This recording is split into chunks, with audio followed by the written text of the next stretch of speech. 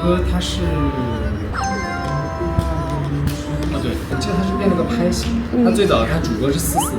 然后到了副歌的时候由4/4转成了8/6，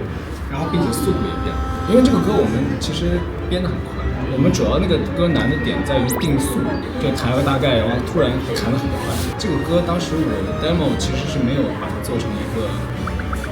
我没有把它做成一个音频文件，我就直接拿手机录下来。到了跟郑楠去弄编曲的时候，我甚至都没给他听，直接就和弦一告诉，然后弹了个大概，我一弹，然后他就去弹，弹完之后，然后我们就指定有哪个地方是需要保留的，指定哪个地方是可以变化的，就这样。然后那个间奏就是要用那个变速，突然把速度提起来。对，就是有一种回忆哗哗从脑海里闪过的感觉。这个还是郑楠很厉害，老板哥也很厉害。我跟他配合的，感觉每次南哥能给出很多新的一些超出我想法的东西。比如说那个《人战》里面有个小提琴，很怪。就最早的时候，南哥编的时候是加了一点点一些音效，然后我就觉得，我觉得其实可以编一个那种加一个小提琴进去，然后把这个小提琴用一种非常规的一个方法来去弄这个小提琴。有一些段落它在加花，然后但是它是很短，这样就很快就秒 get 到那个点。小提琴它其实有2版，第一版是郑楠自己编的，其实我觉得那个就已经很好了，因为自己编的东西和小提琴手他的那个想法是会有区别的。然后后来录的这首歌的时候，乐手老师他也会有一点自己的想法，看看这样是不是可以这样加，后来发现也很好加。反正每次我跟郑楠都是相互给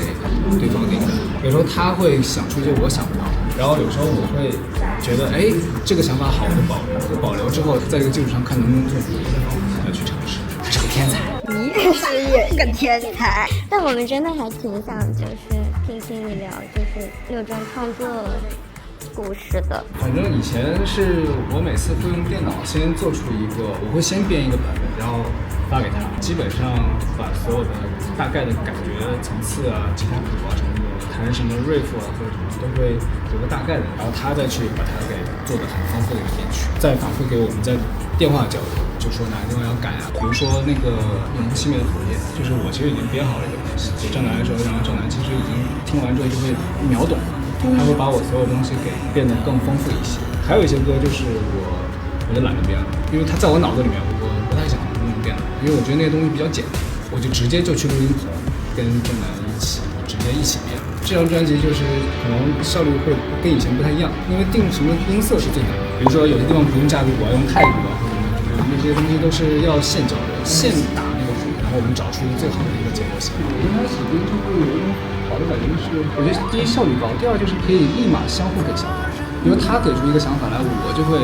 感受到，我觉得新的想法好，我们就一起来讨论说，这个保留，或者是在这个想法上给我灵感。比如说那个温暖的房子里面那个有一个录了2轨人声，其实一开始我们是没有这个想法，我们就是在编的过程当中突然想到这个地方，因为觉得空太长，想加2句，然后并且符合这个歌的意思，是临时加的，然后就临时在那个棚里面就录了这2句。录完之后，然后我们就临时找一个音色，我们说要把它变成一个比较失真，做一个音效，然后我们现场就把它保留住了，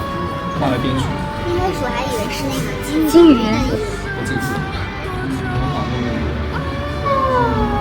我觉得录音棚里一起编还挺好的，很有趣。希望以后可以多有机会听你分享这种故事。